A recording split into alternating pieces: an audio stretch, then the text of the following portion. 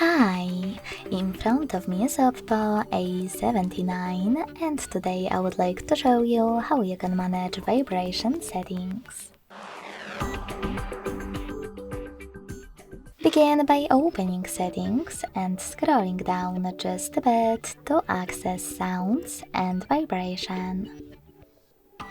Now tap on this switcher next to vibrate on ring to enable or disable incoming calls vibrations.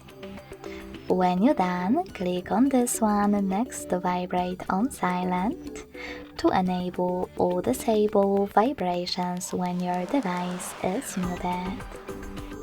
After that, scroll all the way down and tap on haptics and tones located at the bottom. Then use this switcher next to system haptics to turn on or off haptic feedback for touches, swipes, and more.